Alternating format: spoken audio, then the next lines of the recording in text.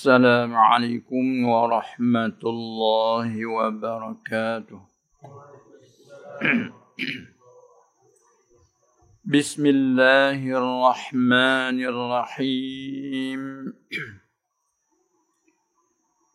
الحمد لله رب العالمين والعاقبة للمتقين ولا عدوان إلا على الظالمين والصلاة والسلام على أشرف الأنبياء والمرسلين سيدنا ومولانا محمد المبعوث رحمة للعالمين وعلى آله وأصحابه أجمعين والتابعين لهم بإحسان إلى يوم الدين.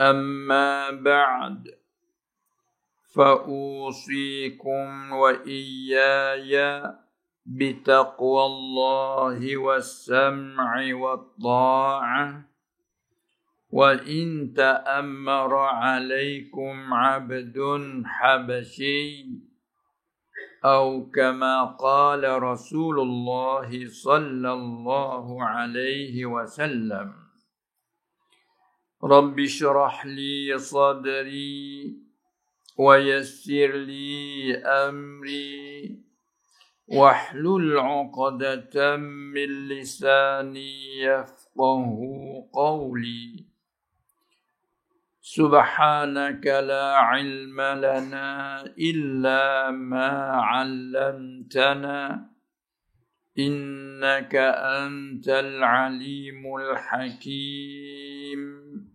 ولا حول ولا قوة إلا بالله العلي العظيم.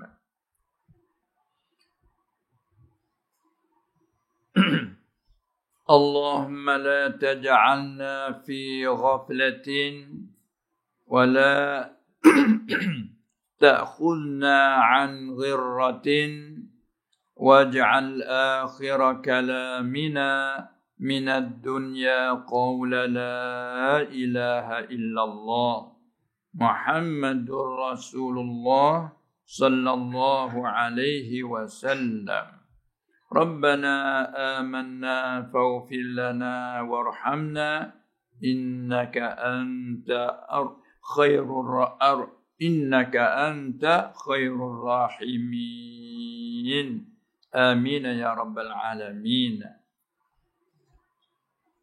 Yang mulia Tuan Guru kita Baba Khairul, semoga-moga menyembuh dan sihat daripada penyakit-penyakit dan juga apa saja.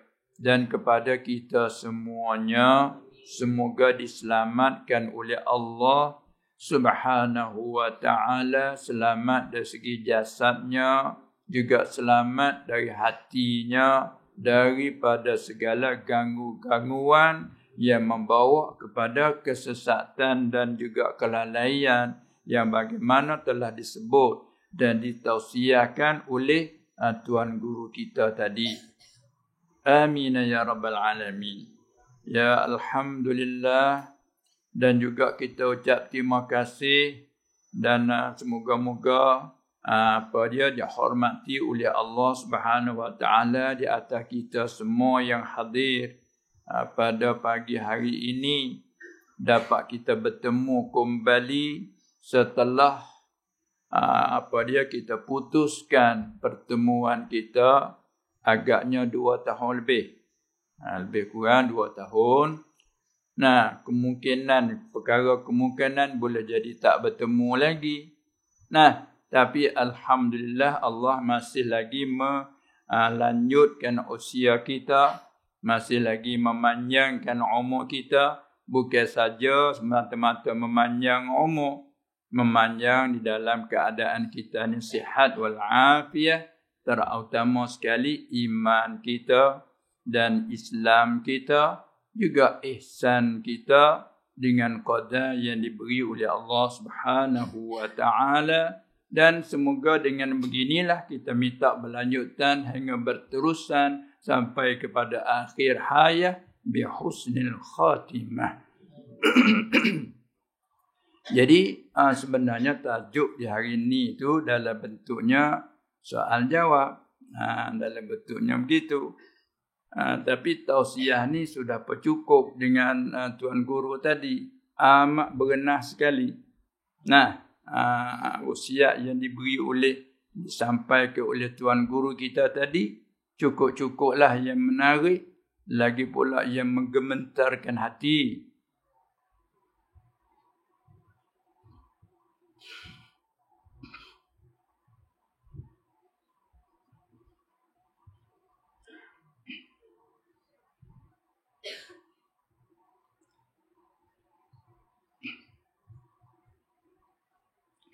Oleh itu kita doakan dengan doa yang disampaikan tadi, di antara lain, Allahumma la tuhyina fi ghaflatin. Kita selalu bawa sama ada di dalam sujudnya, dalam salat, ataupun selepasnya, ataupun dalam keadaan apa saja, doa itu tidak ditentukan masa, kan?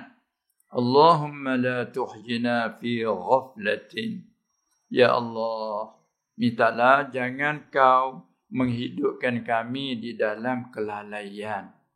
Lalaian yang telah dihurai kupas oleh Tuan Guru tadi.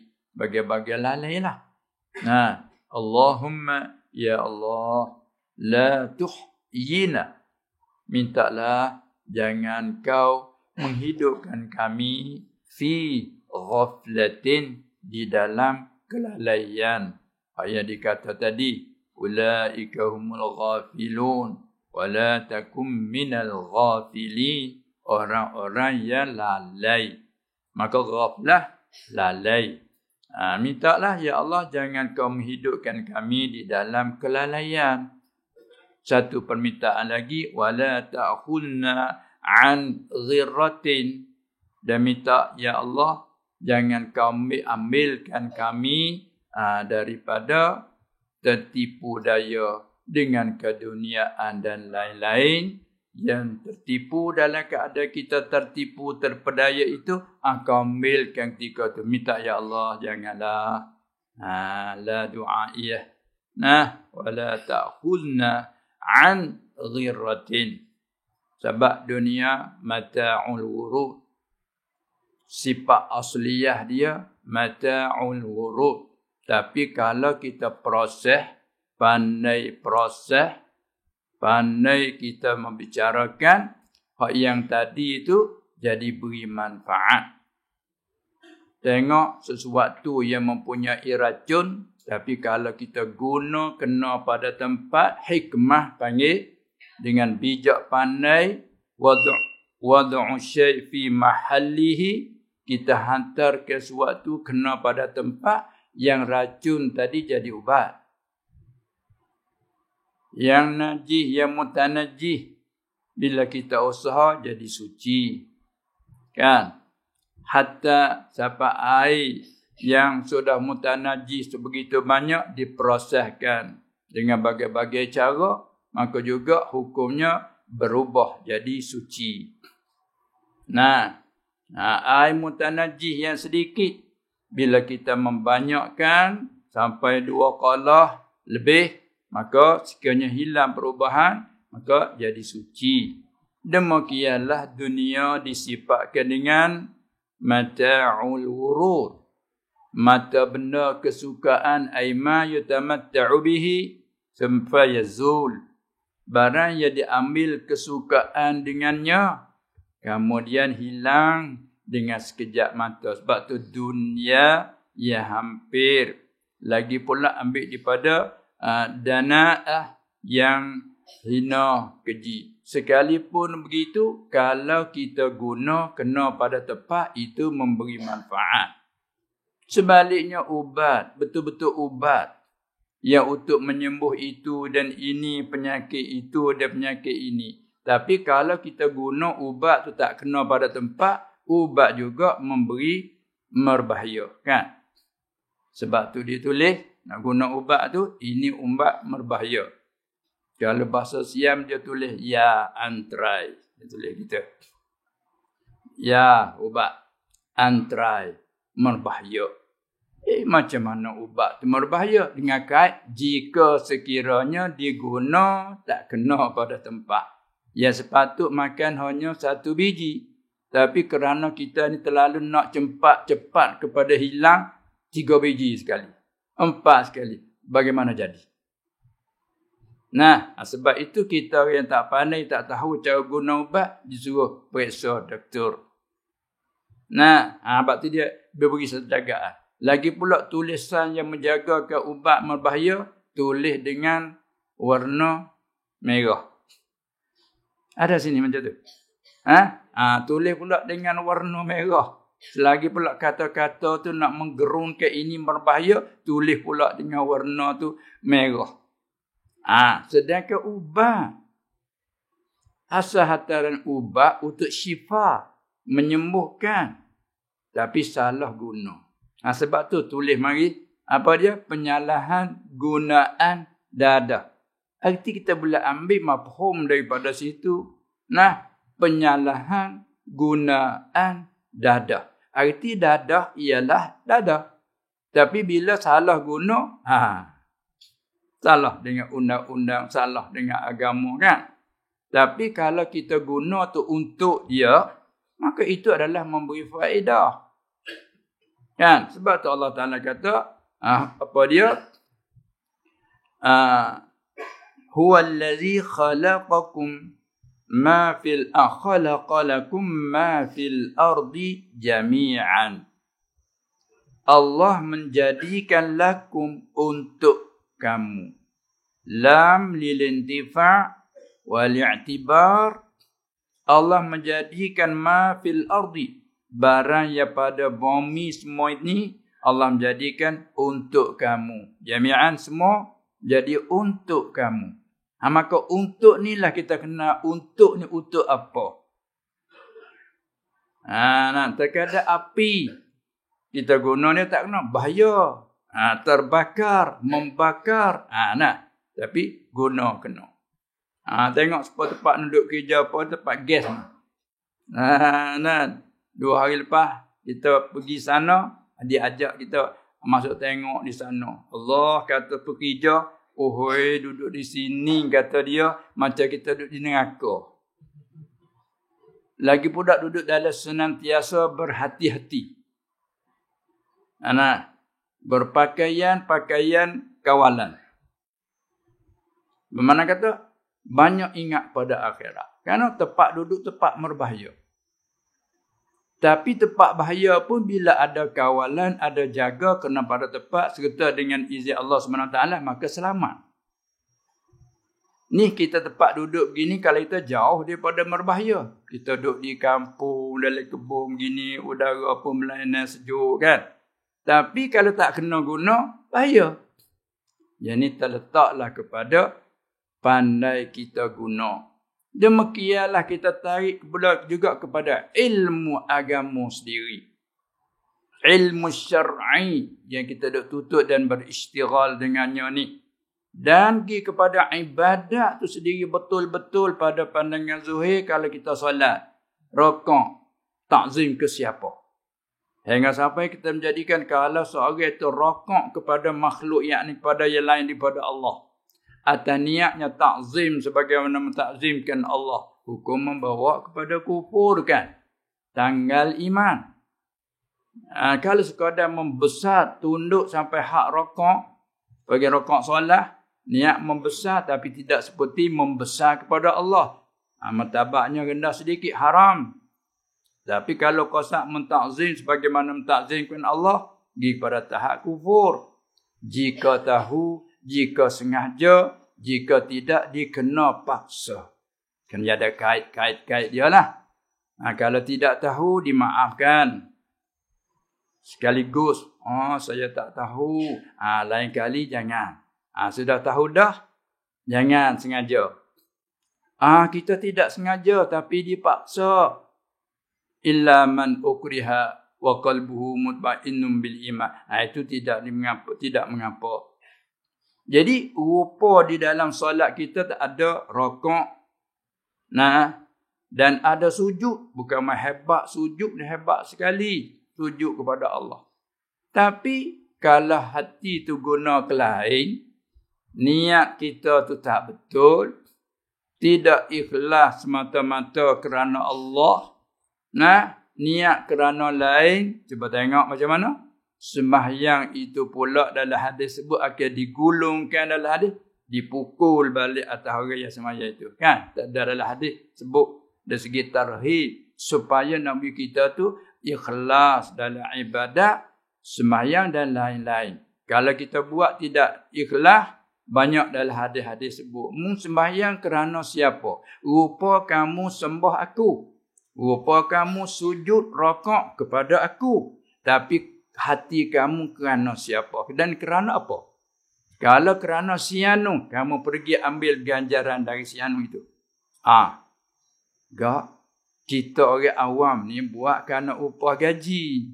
Gajaran, ajran jadi gajaran. Jadi itu ajran, gajaran. Kita nak upah. Kita orang awam ni lain pada orang yang martabat tinggi itu, billah lah mereka itu. Itu bila kita niat tu salah. Maka tengok rupa ibadat pun lagi kena marah. Demikianlah apa saja di atas niat kita yang bersih, bina dengan syarat-syarat rukun yang zahir dan dibinakan atas asas akidah yang sahihah, mengikut jalanan ahli sunnah wal jamaah radhiyallahu ta'ala anhum. Lalu serahlah kita kepadanya. Itulah di antaranya. Kita jangan lupa doa tadi. Munasabah dengan apa dia, kita takut sangat. Kita lalai, kadang-kadang kita tak sedar kata kita dalam kelalaian. Rasa kata kita tu tidak lalai. Walaupun senantiasa kita doakan. Semoga Allah tidak menjadikan kita di dalam kelalaian hati, juga kelalaian anggota, sebagaimana disebut oleh Tuan Guru kita tadi, yang dipetik ambil daripada makna ayat walaqad zara'na li jahannama ila akhir ayat tadi. Alhamdulillah, inilah faedah yang kita dapat ambil daripada kedengaran ilmu syar'i daripada Al-Quran wal Hadis, dan istinbat dipetik oleh para ulama. Bila itulah al-ulama al-amiluna bi'ulumihim, maka manfaatu semoga-moga apa dia menjerat kepada kita semuanya. Amin ya rabbal alamin. Baik, sampai setakat ini sebagai laluan, maka kita bukalah kepada soalan sekiranya kalau telah disediakan. Boleh dibentangkan beberapa soalan dulu. Maka bila dalam bentangan, tengok apa yang perlu jawab dulu. Betang-betang ada 2, 3, 4 ataupun 5 masalah. Cuba betangkan. Bismillahirrahmanirrahim. Yang menjadi guru di sini saya akan baca mungkin 5 soalan dulu. Soalan yang pertama, hukum mayat bersakit COVID-19 yang dikebumikan tanpa dimandikan, sebaliknya digantikan dengan tayamum. Soalan kedua, masalah perselisihan hari wukuf di Arab Saudi dan di Malaysia. Soalan ketiga, bagi seseorang yang membuat gadaian yang telah cukup haul, ini gadaian emas, adakah wajib keluarkan zakat emas tersebut kerana barang kemas, bukan jadi hak milik mutlak kita kerana berhutang dengan pihak bank untuk bayar upah simpan. Soalan yang ketiga. Yang keempat, bagi hamba yang selalu bertaubat tetapi masih tidak dapat lupa atau masih teringat-ingat dosa-dosa maksiat-maksiat terdahulu, apakah taubat hamba ini diterima Allah? Cukup. Alhamdulillah. Dengan bertangan soal-soalan yang telah dibentangkan tadi, sebagai memberi jawapan, bukan sekadar jawab tetapi beri keterangan insya-Allah Subhanahu wa taala. Jadi kita ambil dulu yang akhir. Kita ambil dulu yang akhir, hubungkan dengan masalah taubat. Ya ayyuhallazina amanu tubu ila Allahi taubatan nasuha asa rabbukum an yukaffira ankum sayyiatikum al-ayah. Kita hamba yang telah beriman, Allah menyeru, Allah memanggilkan dengan seruan yang manis, menarik. Ya ayyuhallazina amanu. Banyak sekali dalam Quran Allah memanggil yang bentuk itu. Hai ayuhai orang-orang yang telah percaya. Bila kata allazina amanu, dia panggil, kait dia tu tak sebut di sini, ada sebut setengah-setengah di lain. Yang kita maklum kata beriman dengan 6 perkara kan, yang dikatakan rukun iman, 6 perkara itu. Bila kata ya ayyuhallazina amanu ataupun ayyuhal mu'minun, mesti ada kait ai billah. Wa bimalaikatihi wa kutubihi wa rusulihi wal yaumil akhiri wa bil qadri khairihi wa syarrihi. Tu mesti dah. Tak sebut sini, ada sebut-sebut di lain. Tak dipanggilkan mukmin, tak dipanggil orang yang beriman kalau tidak ada kaitan yang 6 tadi. Sebab itu ada orang soal ahli kitab tu boleh panggil beriman kok. Ada orang tanya semalam. Ahli kitab al-Yahud wan Nasara, adakah mereka itu tu beriman? Kalau nak jawab ya pun boleh juga. Beriman yakni beriman lughawi. Beriman arti percaya. Percaya dari segi bahasa sahaja. Dia percaya kitab Taurat, kitab Allah. Dia percaya Musa, Harun, Nabi, Rasul Allah. Percaya tu percaya pada lughah, bermakna mutlaqut tasdiq. Tapi pada syarak bukan. Seperti orang solat tidak ada tumakninah. Pada panggilan solat. Apa macam pagu ayat sudah. Solat dah. Dia panggil solat. Tapi pada syarak bukan. Kerana tak mencukupi rukun dan syarat. Bila tak cukup satu pun tak jadi. Begitulah rukun iman dia 6. Bukan salah satu daripada 6. Tak ada nak dia kata rukun iman itu ada 6 perkara, yakni salah satu. Bukan. 6 yakni perhimpunan 6 itu. Kalau kurang satu, bukan. Oleh yang demikian, orang ahli kitab walaupun dia beriman dengan Musa, beriman dengan Isa, tapi dia tak beriman dengan Quran, tak beriman dengan Nabi Muhammad sallallahu alaihi wasallam, maka iman tak cukup. Maka bila tak cukup, pada syarak tak dipanggil iman. Pada segi lughah tak apalah mana. Dia percaya tapi percaya setengah-setengah kitab. Kau datu ya. Maka kita kembali pada sini. Hai orang-orang yang telah beriman, Allah nasihatkan tubu. Ini tanda sayang. Tak seperti dia kata kepada orang-orang kufur. Ya ayyuhallazina kafaru la ta'tazirul yaum. Dia kata begitu. Hai orang yang telah kufur, pada hari ini akhirat kelak, takkan terima lagi. La ta'tazirul yaum, jangan kamu berdalih lagi hari ini. Faham makna berdalih? Faham tak? Sana sini cakap tak berdalih? Cakap? Berdalih atau beralasan itu dan ini. Ataupun orang tanya panggil lagi pelari begitu dia begini. Dia betul-betul salah. Pelari itu pelari. Atau orang tanya panggil juga. Berdalih itu, berdalih ini. Supaya nak lepas daripada kesalahan. Jangan dia kata la ta'tazirul yawma. Jangan kamu berdalih lagi hari ini. Mana jangan berdalih kalau mu dalih pun tak diterima dalihanmu itu. Ini Allah tuju pada orang kafir kata begitu. Tapi kita maklum bila sebut ya ayyuhallazina kafaru, dok cakap akhirat apa itu ni saya kena ngakai jika ia mati atas kufurnya.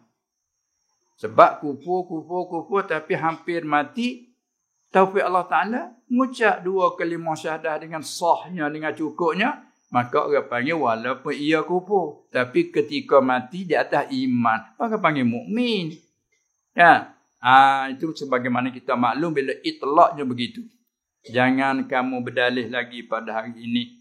Innama tujzauna hanya. Innama ada hasrin. Innama tujzauna ma kuntum ta'malun.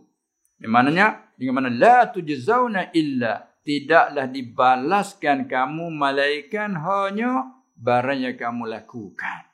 Maka kamu lakukan apa? Merupakan asah kufur. Lepas tu ikut pulanya dengan amal tolah. Mari pula macam-macam lah. Asah tu kufur.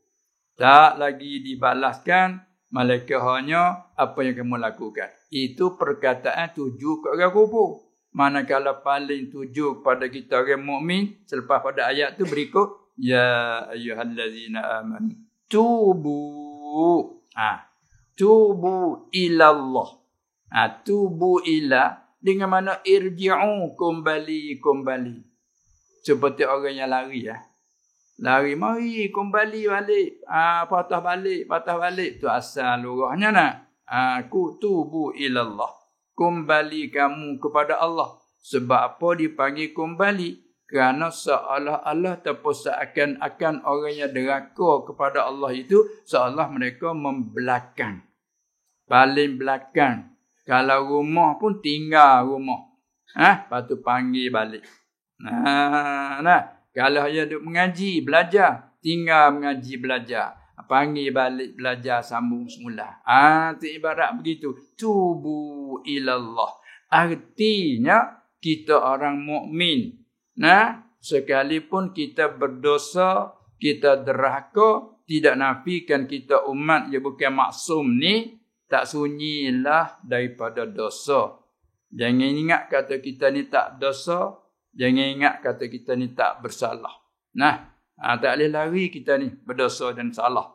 Walau bagaimana dosa dan salah pun kita tidak berputus asa. Maka dia panggil kita bertaubat. Kembalilah kepada Allah. Bila sebut taubat, taubat pada syarak dia ada pula syarat rukun dia tu. Dengan bahawa apa dia? Ikhlas. Kita cabutkan daripada pekerjaan yang diharamkan itu. Yakni kita berhenti. Kalau kita pernah berlaku judi, kita berhenti dah sekarang. Kalau kita pernah meminumkan minuman keras, mabuk, kita berhenti dah. Ikhlas satu rukun. Sekarang berhenti dah. Hak yang telah kita lakukan, itu dia panggil apa? Hak lepas dah. Hak tu an-nadam. Kena sesalkan atas barang yang telah lakukan. Ya kita ni 3 kan? Zaman telah, zaman sekarang dan yang lagi akan. Nak sebut 3 tu. Maka sekarang berhenti dah. Tidak lakukan lagi apa yang kita telah lakukan. Berhenti dah. Dia panggil ikhlas. Tilik kepada hak telah buat dah. Hati kita sesal di atas apa yang telah kita lakukan. Tapi sesal kerana Allah. Ya ada kerana sikit lagi. Ada juga orang sesal bukan kerana Allah. Seperti kalau kita berjudi. Kalahnya beratus-ratus ribu. Allah sesalnya Tapi sesal kerana apa? Sesal kerana kalah. Bukan. Bukan sesal kerana Allah. Kerana kalah. Itu orang panggil sesal itu tidak diiktibarkan. Nah, dua. Yang ketiga, nasbah masa akan datang. Nasbah masa akan datang, iaitu azam hati alla ya'uda ila mithlihi. Azam memutus hati, putus hati bahawa tak mau kembali lagi kepada umpamanya. Kalau dulu kita pernah berjudi, azam hati tak mau ulang lagi seumpama judi itu.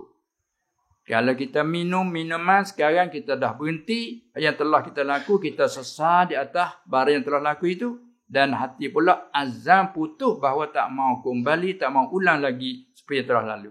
Habis, bila kita faham dah huraian tadi, masukkan dengan soalan. Soalan kata tadi, apabila kita sudah bertaubat, yakni bila itlaq dikhanak kita taubat yang nasuha. Taubat yang dikira sah lah maksudnya. Kalau taubat tak sah, bukan taubat lah. Supaya solat tadi lah. Solat berapa kali pun bila tak sah, panggil tak solat. Sebab tu Nabi SAW suruh ulang sembahyang lagi tu. Seorang Arabi masuk solat. Dia dah tengok. Tak kena lah tu. Maka dia kata, irji' anta fasalli fa innaka lam tusalli. Engkau kembali sembahyang lagi. Kerana engkau belum solat. Oh, belum kerana sebab sudah ni. Kerana sembahyang tidak sah, dia agak belum sembahyang. Begitu taubat. Bila itlaq, seorang sudah bertaubat. Yakni taubatan yang nasuha, taubat yang sahihah. Cukup rukun tadi. Syarat tadi sah. Bila sah, mengikut cakap atas janji daripada Allah, maznun dizankan kita suci. Seolah-olah kain kita, baju yakni pakaian seumumnya kena cemar, kena najis. Maka kain jadi mutanajis. Begitulah tubuh kita pada asal bersih. Mula dilahirkan suci. Kullu mauludin yuladu ala fitrah. Tapi dia kena kekotoran, kena najis, kena apa? Maka panggil mutanajis. Bukan najis air ni, mutanajis. Kita orang ni bersih pada asal. Tapi bila didatangi dosa, maka sebagai mutanajis. Maka kita menyucikan. Cara menyuci pakaian, cara dia. Menyuci daripada dosa, cara dia. Kan? Maka kita kena cara sah. Bila sah dah, soalnya masih lagi duk terlitah-litah. Kita kan cuba ulang sekali lagi nak tahu lapar yang diguna saat ni. Setelah ia taubat, dia masih teringat-ingat akan dosa dan maksiat terdahulu. Dia masih teringat-ingat. Dan boleh kata juga masih terlintas. Khatil lah. Masih terlitah-litah di hati. Ingat hak dulu. Bukan ingat saja. Bila ingat seronok-seronok. Jangan. Sekali, seronok setengah sungguh.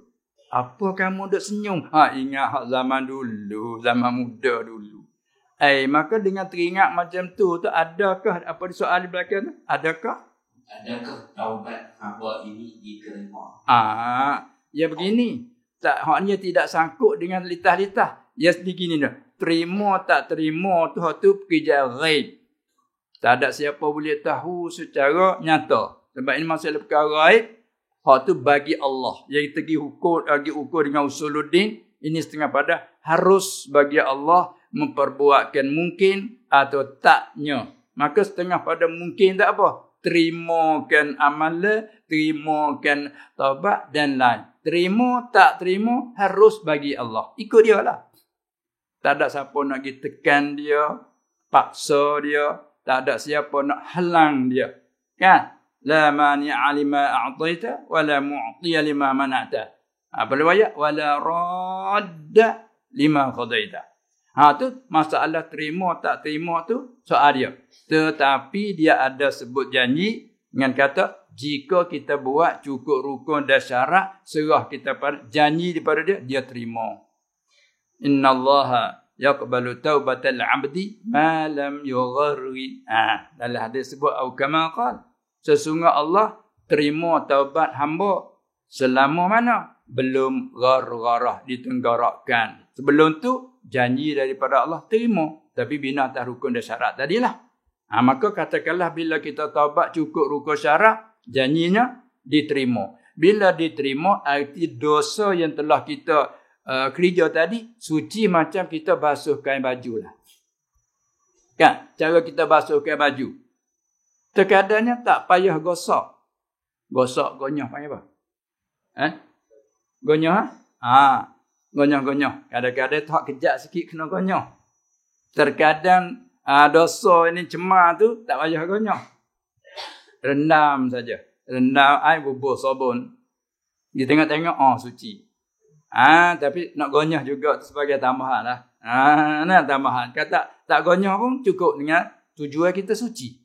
Begitulah dosa. Dikatakan dosa kecil, saghair. Terkadang gugurnya dengan tak ada kena gonyah. Subhanakallahumma bihamdik asyhadu an la ilaha illa anta astaghfiruka wa atubu ilaik. Apa doa kita harap lepas kita berbabil bobel guna tu mudah-mudahan gugur. Dan mengaji pula wudu. Katanya dosa di atas ke atas kita. Bila kita ambil wudu dia gugur. Ada juga riwayat. Dan sembahyang juga bila kita dia gugur. Itu ulama taruh atas saghair. Tetapi ulama kata juga tidak mustahil pun kalau kabair ini kemurahan Allah. Itulah kemurahan Allah. Dia nak ampun tak ampun itu wa yaghfiru ma duna zalika liman yasha. Kemudian bila cukup syarat cakap di atas dia janji daripada Allah dan Rasulnya sallallahu alaihi wasallam sudah diterima. Bila terima dosa itu habis, ibaratnya kan suci. Bila suci, kalau kamar dia lepas pada suci, kalau kerja kali yang kedua ataupun mengikut tu kerja lagi, maka itu panggil dosa yang baru. Baju dah suci, tiba-tiba pergi kena pula suatu ni najis baru. Kadang-kadang kata, macam mana ni kainmu tak ada basuh lagi. Nak basuh dah kemarin. Ni apa? Hak baru kena. Kata ni kata, ni hak baru. Basuh semula. Kata ni kata. Itu yang benarnya. Pas ada telitah. Telitah mungkin kita ada apa otak kan? Ya telitah sebuah mata kita tengok. Maka tidak ada salah. Apa pula telitah-litah masalah khawatir, teringat. Lain pada mengingat. Lain pada sengaja ingat. Teringat. Kita guna teringat tu. Dia teringat. Maka itu masalah kata mertabak qasad. Hadis, khatir, hadithun nafsi tak apa lagi. Duk cakap, ku dulu. Tu dia. Seronok juga. Ingat kau dulu. Sangat. Maka adakah kita memutus hati di atas buat? Tak. Maka hadithun nafsi tak dikira lagi. Bahkan cita hati nak buat. Tapi tak sampai tahap azam. Tak apa lagi. Ini rahmat daripada Allah Subhanahu Wa Taala. Iaitu sekadar telitah-litah teringat-ingat tu. Alah. Itulah semoga-moganya ini semua ni rahmat kesayangan Allah. Apalagi ulama bercara kalau seorang tu kufur apabila dia bertaubat dengan bahawa dia beriman yang sah lah. Kalau mazhab kita Syafi'i syarat-syarat ada asyhadu la yang beberapa syarat, ada mazhab lain tu kena sikit. Nak mengucap tak payah asyhadu la ilaha illallah Muhammadur Rasulullah. Mazhab kita ni jadi sempurna lagi. Syarat kena ada asyhadu dan lain-lain lagi. Bila cukup syarat bagi orang yang kufur sudah jadi iman dan dosa-dosa kekufuran dia dan lain-lain semua digugur. Hak tu orang ulama kata diputuskan begitu. Itulah. Bakal ni kerja pula kufur hak semula dia panggil riddah. Tak panggil kufur asli dah lah. Demikianlah kita orang mukmin yang berdosa, mukmin yang asin. Maka apabila kita taubat ni cukup dengan rukun syarat, maka taubat itu sah. Mengikut janji daripada Allah Subhanahu Wa Taala diterima. Cakap turut janji, turut ilmu. Diterima. Setelah diterima seolah-olah kita suci daripada dosa. Tiba-tiba mai buat pula dia panggil dosa baru. Maka wajib atasnya, kalau ngaji kita, wajib atasnya atas seorang mukallaf itu taubat yang baru. Bukanlah kata bila kita kerja kali yang kedua, dosa yang pertama kembali balik. Tak. Baju yang kita suci bila lagi kena suatu najis dulu balik pula. Tak. Ini najis baru. Itu bandingnya. Nah, itu pun demikian lah. Itu dia. Sebab di antara tadi mana doa tadi itulah. Mintalah ya Allah jangan kau menghidupkan kami dalam kelalaian. Bila kita senantiasa ingat, lalu dihidupkan amalan zikir kita, hati kita, itu dengan selalu menyebutkan Allah. Uzkurullaha zikran katsira. Itu kita nak. Astaghfirullahaladzim. Astaghfirullah wa atubu ilaih. Paling kurang astagfirullah. Ghufrana. Ada orang ya Rab. Ya Rab. Bahasa Arab itu dia. Ya Rab. Jari jaga. Ya Rab. Oh tu hebat. Ya Rab. Mana tak lalai. Ingat ke Allah semua. Ya Rab. Ya Rab. Apa ya Rab? Ya Rabbi. Ya Rabba. Ya Rabbu. Kata gila. Ya Rab. Tu maka kita pun begitu. Bila begitu apa litah subhanakallah dan sebagainya, maka jadi terhapus. Itulah selesai daripada soal yang pertama. Lepas tu kita pergi kepada apa lagi soalan yang ketiga. Jadi sungsang lah tu. Kita bila nak pukul foto yang bila sungsang. 3, 2, 1 pop. Yang ambil kotor itu kan. Ada 3, 2, 1 pop. Tak kat gambar. Biasanya 1, 2, 3 kan. 1, 2, 3 tapi ada 3, 2, 1 pop. Tu. Ini pun tu ambil sungsang lah tu. Hundur tu kepada soalan yang ketiga. Apa ulang sekali lagi? Gadaian tu. Masalah gadaian. Jadi rupa gadaiannya emas. Emas. Baik. Kita maklum bila sebut gadaian ataupun perkataan bergadai. Itu bergadai masdar. Gadaian suatu yang digadaikan. Ini satu bab dalam fiqh disebut ar-rahn. Babur rahn. Ini bab pada menyatakan bergadai ataupun gadai. Petani panggil bergada. Gada. Lepas tu, ya ada rukunnya kan. Rukunnya, balik orang yang bergadai itu panggil rahin. Orang yang bergadai itu, tua punya barang tu, dia panggil rahin. Balik orang yang memegang gadai, dia panggil murtahin. Orang yang pegang gadai itu. Kita gadai mah, kita tua punya mah, panggil kita ni rahin. Gadai kepada satu orang ataupun suatu tempat. Seorang lah kita mudah-mudah kata. Maka orang yang memegang gadai yang panggil murtahin. Apa tu? Gadaian kita. Maka barang yang digadai panggil gadaian. Masuk nun ke luar kita. Barang yang digadai kita tukar yang tambah nun di belakang. Gadaian. Barang yang dimakan panggil makanan. Itu. Barang yang diminum panggil minuman. Barang yang dipakai panggil pakaian. Faham dah tu? Barang yang digadai apa tadi? Emas masalah. Emas yang kita digadai, maka emas tu maksud gadaian. Gitu. Betul. Baik. Bila sebut gadai, dia tidak sah bergadai dengan selalu dengan berterusan gadai. Dia kena bina di atas apa? Nak gadai dia kena bina di atas apa?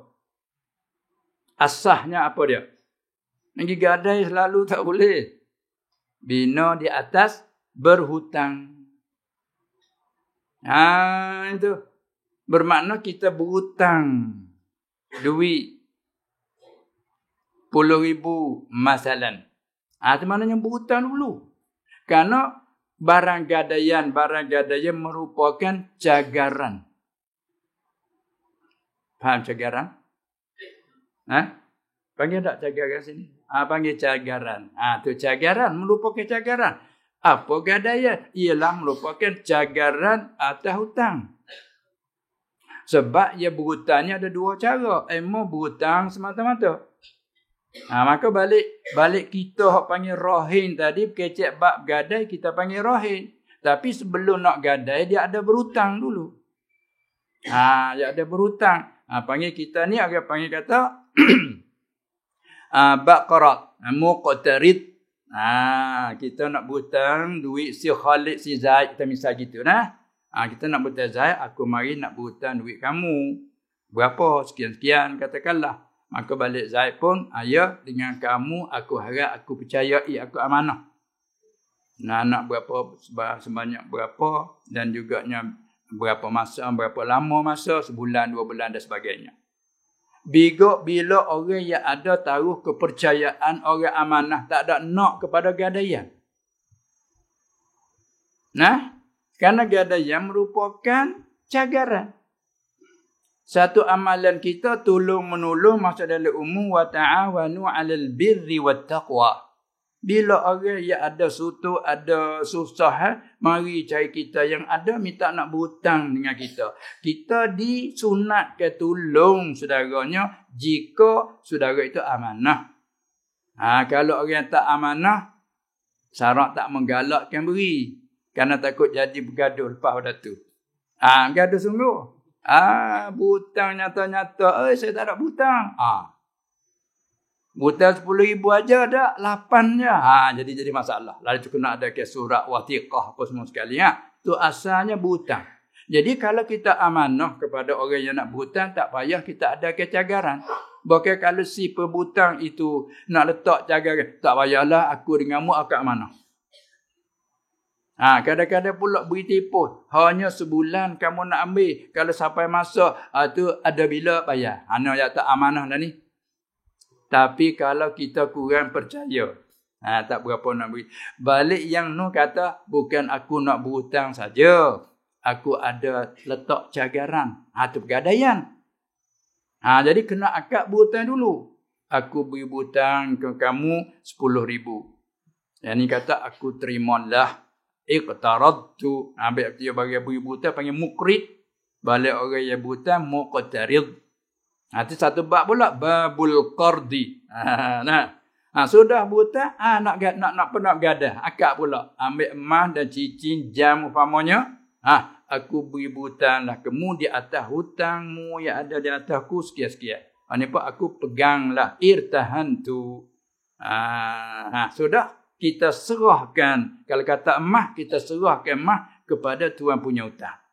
Sebagai cagaran di atas hutang yang kita berhutang tadi. Tu gadai. Sudah. Sudah itu. Berapa lama tu bergadai tu? Lebih pada setahun. Sama ada kata nak bayar dalam masa tak sampai setahun, tapi tipu-tipu tangguh-tangguh lagi sampai lebih 12 bulan, yakni bulan qamariyah, hilaliyah. Baik, lebih pada 2 tahun, setahun. Tepat nak soalnya apa tadi? Adakah wajib zakat? Wajib keluarkan zakat emas. Adakah wajib keluarkan zakat emas? Baik. Emas itu ialah kepunyaan bagi si bergadai. Tak? Walaupun kita gadai tidak berpindah milik. Malaikat ada orang gadai secara helah. Dan cara helah. Bercakap di luar akad kata nak bergadai. Tapi apabila akad sungguh, helah pergi kepada akad hebah. Aku hebah emasku kamu. Orang kata aku terimalah. Tu tak panggil gadai lah. Ni kepada hebah. Sebab apa dia helah kot tu? Kerana kadang-kadang orang memegang gadai nak guna. Dia tak boleh guna barang gadaian. Hanya kita pegang saja. Kita berhak pegang saja. Kalau gadai mutu apa kita berhak pegang mutu itu. Sehingga kalau ia tuan punya mari nak minta, mari aku nak pinjam mutu, malah mutu dia. Tapi mutu dia pada bersangkut dengan hak yang memegang gadai sambil dengan hutang. Dia nak ambil guna sebebas-bebas tak boleh. Kena izin daripada yang memegang gadai. Adakah milik tu pindah kepada yang memegang gadai? Tidak. Kalau akad gadai. Kalau akad hebah, itu mempermilikkan. Lepas tu jadi pindah milik bila ada khabar ikhbar. Ni tak, gadai betul. Bila begitu, tuan punya emas ialah orang yang bergadai. Utang tuan yang memegang gadai. Maka bila sampai kepada setahun, katakanlah kira-kira nak ke setahun dulu. Orang panggil kalau masalah emas perak, masalah kata harta zakawi, masalah naqad. Kan? Maka di situ wajiblah atas tuan punya emas itu mengeluarkan zakat. Itu dia. Sebab apa dia emas tu adalah kepunyaan dia. Maksud dia kata duk simpan. Dan atas orang yang tuan hutang tadi. Wajib juga atas dia mengeluarkan zakat mengenai dengan hutang. Kerana hutang dah sampai lagi pula nisab. Katalah berapa ribu sini? Nisab sekarang. Berapa nisab sini sekarang? 3,800. Maka berhutang tu lebih pada tu kita berkata. Tu dia. 4,000 hutang tu. Maka apa yang sampai nisab. Bakal lebih pada nisab dah. 4,000. Lepas tu sampai pula pusingan 12 bulan Arabi.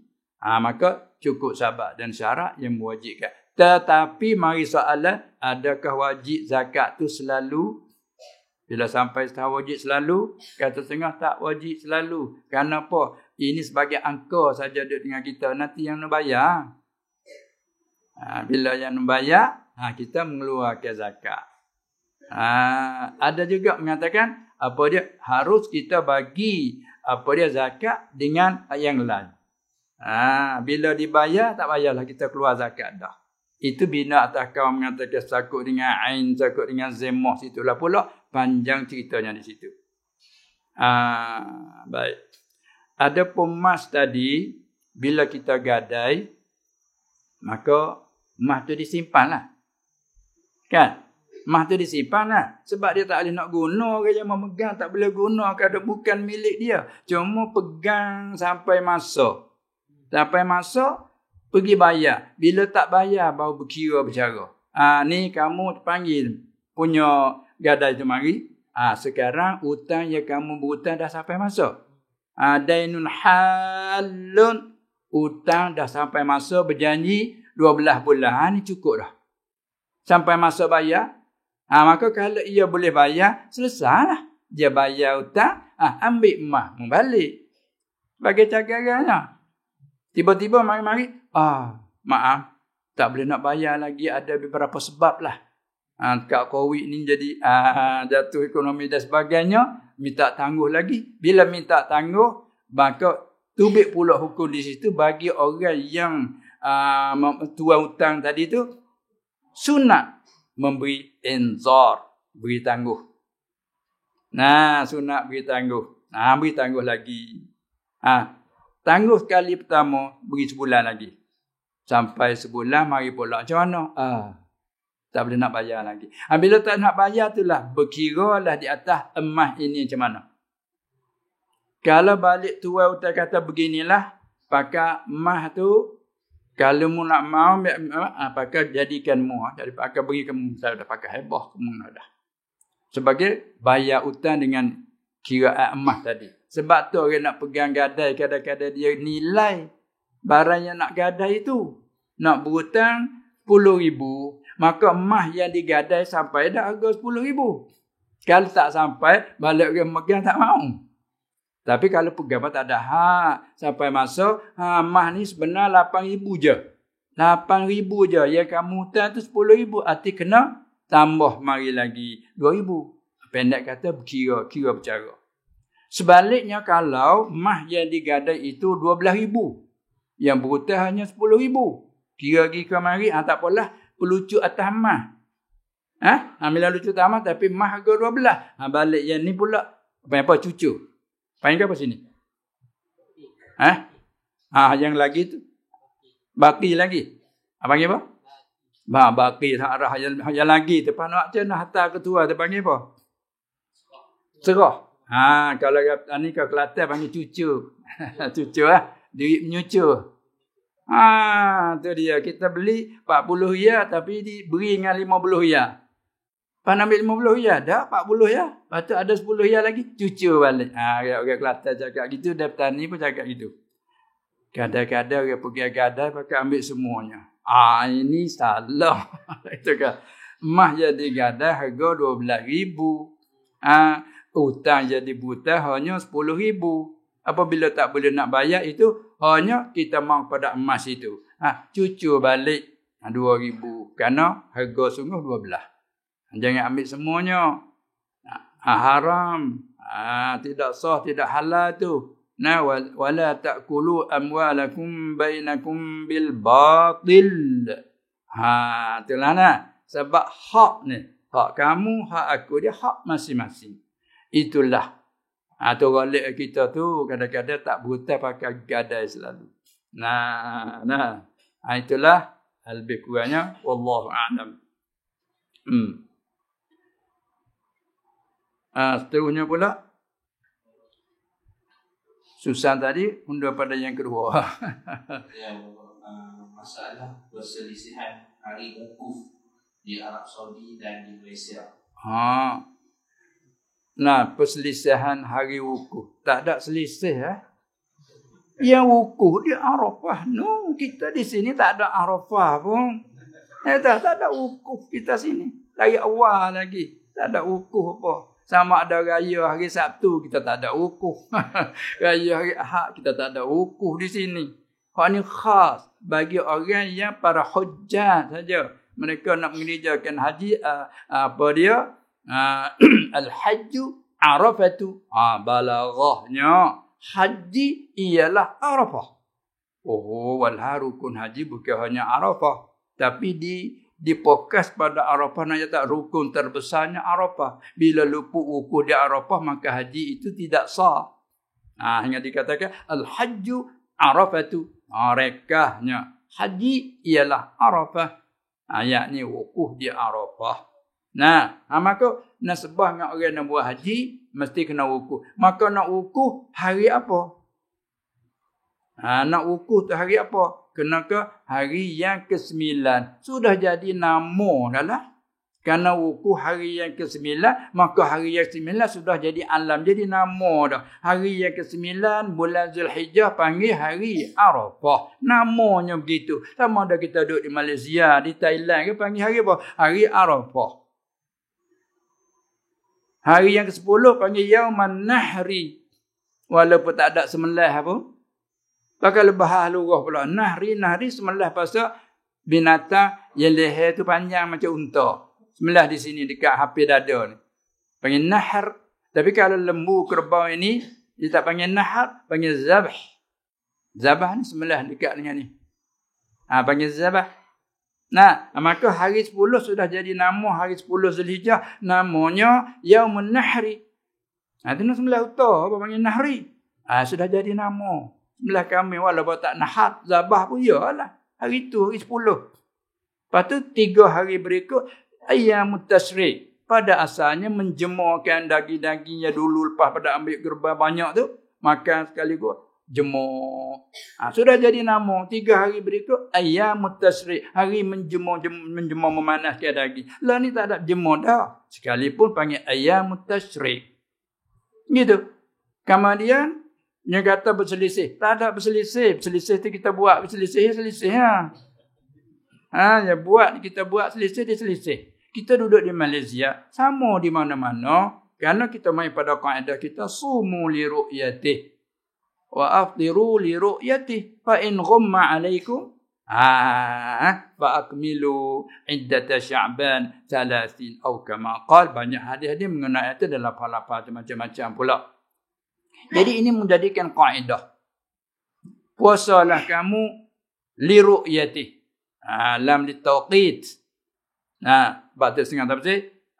Ketika lihat anak bulan. Maka nak puasa, nak buat haji, takkah dia sangkut dengan anak bulan? Takkah sangkut dengan bulan? Pernah disoal dalam Quran tu, dia sebut yas'alu wa yas'aluka yas'alu saja. Ada wa? Ada wa tak? Wa yas'aluka yas'alu saja. Tak ada wa? Tak ada waw waw lah. Yas'alunaka 'anil ahillah. Jadi bila tak ingat Quran ada bertukar tempat tak ada waw. Dia bagi dah. Yas'alunaka, mereka itu nak tanya mu Muhammad 'anil ahillah, jam'u hilal, daripada anak-anak bulan. Tapi mereka nak tanyanya begini, kenapa? Kerana apakah bulan tu awalnya kecil hingga besar hingga penuh. Penuh, penam. Kata ni kata penuh, penam. Penuh mendetail. Tem doang saya panggil. Tem tu makna penuh macam air gini bubuh penuh. Maka orang Melayu kita panggil penuh. Sini panggil tak penuh pernama? Panggil tak? Pernama, bulan pernama. Kalau hak sungguhnya nak munasabahnya penam. Penam, tapi kita berbaris min. Penama, tu kita tanya nama apa?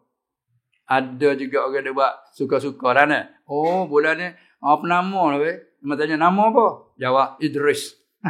Ada orang dia suka-suka lah tu. Kerana kekeliru dengan perkataan penama. Nama apa? Dia tanya. Sebenarnya penuh tu ditaukidkan dengan penam. Tem. Penuh. Orang petani kata penuh penam. Terlalu ramai sampai macam ni. Masjid ni, penuh ketat. Jawab petani kata, penuh penam. Daripada situ panggil penuh penam tu. Tapi kita mah penuh pernama. Itu bahasa kita dah. Itu dia. Jadi, nak kira nak bulan macam mana? Apabila dia penuh pernama, maka paling berkurang pula. Hanya siapa?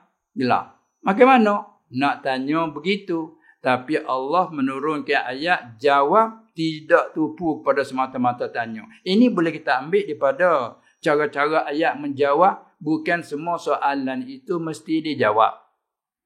Dan juga jawapan tak mesti tupu kepada semata-mata soalan. Terkadang soalan ni tak memberi manfaat.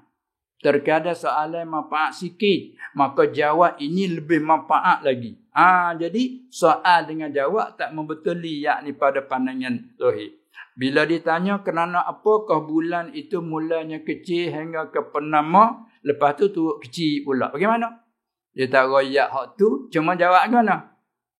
Menjawab Muhammad, yas'alunaka 'anil ahillah, qul hiya mawaqitu lin-nasi wal hajj.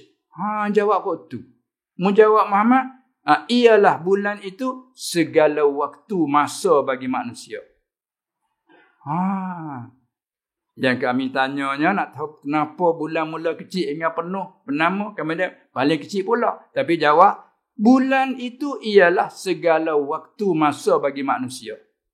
Tengok kita nak janji apa? Hutang tadi. Nak berapa bulan? Dia takut dengan bulan. Cuba bulan tu sama besar macam matahari. Nak kira macam mana? Sama macam matahari. Nak kira sehari di mana, dua di mana? Tu di antara hikmah. Tak nak perlu tahulah apa sebab kecil. Tu. Kerana itu adalah waktu manusia. Faham dah tu? Bila tak, itu waktu manusia. Tengok iddah 3 bulan. Kan? Bagi perempuan yang sudah habis haidnya, ataupun tak pernah datang haidnya, iddah bila berlaku perceraian 3 bulan. Seorang yang mati suami iddahnya 4 bulan, 10 hari. Tu. Dan kita dipuasakan bulan Ramadan. Mana bulan Ramadan? Muka strip besar macam matahari gini. Tak boleh nak tahu lah. Ini di antara fahamlah yang tanya. Hikmah. Wal hajj. Bulan itu ialah segala waktu bagi hajj.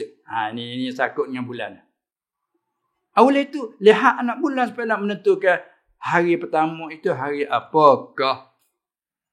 Dalam seminggu boleh jadi hari Sabtu, hari Ahad, Isnin dan sebagainya. Terhati pada lihatlah. Maka lihatlah kamu kerana puasa. Lihat anak bulan. Sumu puasalah kamu kerana ataupun ketika lihat anak bulan. Habak tertupu pada lihat. Maka nak lihat, mengikut kena lihat hari yang ke-29 maklum. Kerana hari 29 tetap dah 29. Tetapi yang esok sama ada hari yang ke-30 kah ataupun satu bulan berikut. Lalu tu untuk nak menentukan, lihat. Maka lihat ru'yah. Lihat dengan mata kepala. Lihat. Apabila lihat, didapati ia. Silakan. Begitu juga puasa-puasa sampai kepada 29 dah Ramadan kita puasa. Lihat pula nak beraya ni. Wa'aftiru li ru'yati. Berayalah kamu. Bukalah kamu. Kalau duk puasa pun ternyata kata raya. Buka. Ketika lihat anak bulannya anak bulan Syawal. Fardu takdir. Ni fardu takdir pada wakil serah pada Allah. Fa'in. Maka jika sekiranya ghumma alaikum, dimenung ke atas kamu. Langit hari ni menung. Tidak nafikan di Malaysia ni menung. Kita di Thailand tu katakan cuaca. Sehat. Ataupun kita di selatan tu menung, tapi rekod Bangkok mana nu cuaca. Kuala Lumpur mana dan sebagainya, Johor mana cuaca. Kemudian bila dilihat tempat kita ni tak kelihatan, tak dapat kelihatan di tempat-tempat yang selalu lihat, tak kelihatan. Maka tak kelihatan kalau disoal, adakah bulan tu tak ada? Kalau dia soal, mungkinlah dah ada bulan tu, tapi tak kelihatan disebabkan mendung. Sebab mendung pihak maghrib tengok tak nampak. Tepat dia nampak bulan tu, jadi mendung. Tengok tak nampak. Kemungkinannya kalau di segi orang panggil ahli falak, dia kata bulan ada. Maksudnya waktu raib matahari itu, lenyap matahari itu daripada mata kita, ketika itu bulan ada. Lebih kurang 10 minit. Kata gila mengikut cara-cara orang falak 10 minit, 15 minit. Tapi bulan ada pun tak nampak kerana mendung. Maka jika dia rimkan atas kamu, maka dia jawab fa akmilu iddata Sya'ban. Maka kamu sempurna, kamu mencukupkan bilangan Sya'ban itu 30. Jadi esok ni boleh jadi ia dah sehari Ramadan, boleh jadi masih lagi Sya'ban. Oleh itu apabila ghain, maka kamu cukupkan. Bermakna tu istihar kata tak dapat kelihatan di mana-mana tempat kita. Lalu diistiharkan puasa kita ditetapkan lusa masalan. Begitulah di sana pun. Maka orang yang nama istihar bukan semua orang. Di sana Syekhul Islam Cula Ratu Menteri, orang berhak istihar. Kalau yang lain mau istihar di masjid salah. Imam saya selaku imam istiharkan anak bulan ialah besok hari dipuasakan. Dia tanya Cula macam mana? Cula saya kira Cula. Jangan. Ini kata buat selisih ni. Cuba kita sudahkan kepada waliul amri. Kita ada waliul amri. Cukuplah. Fardu takdir masalah ada orang yang nampak. Dia pergi ke hutan, dia pergi ke mana, ke bukit sebagainya. Dia naik atas gunung tengok, yang nampak. Maka dia pun cerita kepada orang, saya nampak. Kalau diperiksa oleh orang ahli falak, nampak macam mana? Dia cerita 1, 2, 3. Iya sungguh.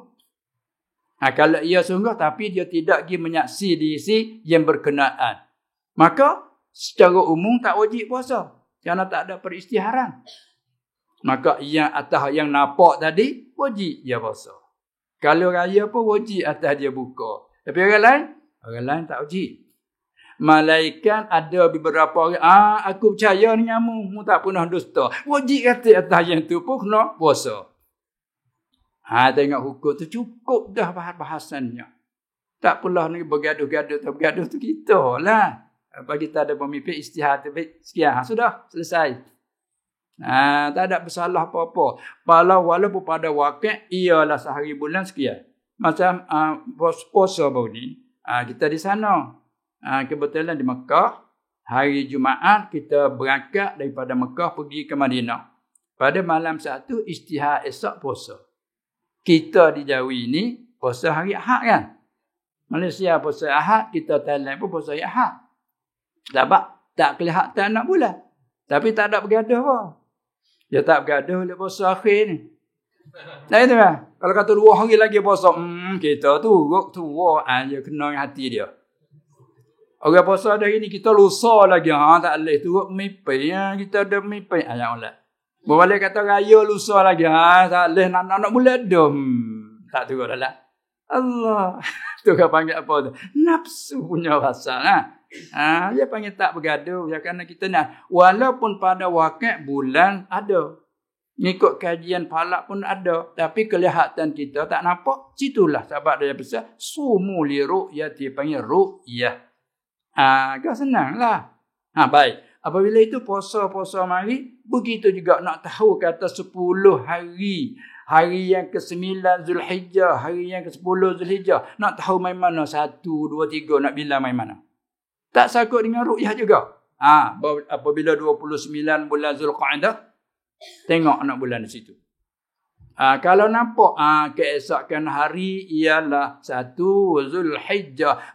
Bilang daripada situ yang ke-9 namanya hari Arafah. Kalau dia buat haji, wukuf hari itu. Tak boleh wukuf keesokan, tak sah.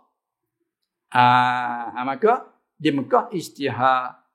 Puasa hari 1. Kita sini Ahad. Manakala baru ni pulaknya wukuf kebetulan hari Jumaat. Itu hari 9. Dia maknanya kelihatan anak bulan daripada hari Rabu. Bukan, hari Khamis. Khamis, Jumaat. Itu hari yang ke-9. Kita sini tak kelihatan anak bulan. Bila tak kelihatan, tadi disempurnakan mana hari Khamis. Khamis, Jumaat. Tu, apa tak silap. Hari Jumaat. Hari sehari bulan Jumaat. Jumaat, Sabtu. Tu hari 9. Ada orang kata, hidup betul dengan apa dia? Dengan hari wukuf. Mekah. Kita sini tak ada wukuf.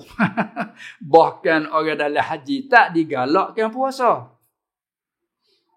Kan nak turut habis ya. Nak turut Mekah. Tu apa? Ni hari wukuf. Hari wukuf hari tak puasa lah. Sunat mazhab kita Syafi'i bagi orang dalam mengejar haji itu tak digalakkan berpuasa. Supaya takut jadi tergenala amalan-amalan khas bagi kerja haji. Dah ada puasa, penat. Tapi menjadi kekurangan. Ada si kita perlu kepada zikir itu, doa dan sebagainya. Bila penat, sebab tu tak digalakkan puasa bagi orang yang di dalam mengerja haji. Itu dia. Itulah masalahnya. Maka kata haram puasa hari raya. Betul lah, haram puasa hari raya. Tapi kita baru ni puasa hari 1, hari raya dah. Hari Ahad kan? Tak ada puasa hari raya kita. Puasa hari 1. Itu dia puasa hari Sabtu. Hari raya Ahad. Mekah. Dia raya hari Sabtu. Wukuf hari Jumaat. Kalau dia pergi wukuf hari Sabtu, tak sah. Haji dia tu. Itu dia. Ada masalah.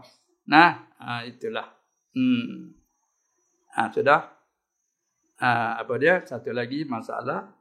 Hukum ayat sakit COVID. Masa COVID lepas dah lah dah. Jadi ni pun hal lepas juga dah lah ni masalah. Bagaimana rupanya tidak dimemandikan. Ya, dimandikan. Apa dimandikan? Sebaliknya digantikan dengan tayamum. Iya. Jadi dikebumikan dengan tidak ada memandikan. Dengan tidak memandi. Dan apa diganti? Diganti dengan tayamum. Itu. Baik. Kemudian kita sebagaimana kita maklum zaman tu zaman darurah. Keadaan genting sangat. Kita panggil apa di sini? Panggil darurah ni panggil apa Melayu di sini? Darurat Melayu lagi atau Arab lagi cuma pusing gaya sikit ya. Pusing lahjah. Darurah bahasa Arab. Lepas itu Arab juga. Wakah dengan ta darurat. Wakah dengan ta darurat. Wakah dengan ha darurah. Lepas itu jadi Melayu darurat. Ha nu dah mai ikut ni tu. Nak Melayu betul terjemahan. Salinan daripada bahasa darurat. Melayu kita panggil apa? Kalau orang putih pula dah kritikal. Nak Melayu. Kita orang Melayu ni. Sahabat sebut sangat darurat. Kalau bahasa Siam panggil wikrit.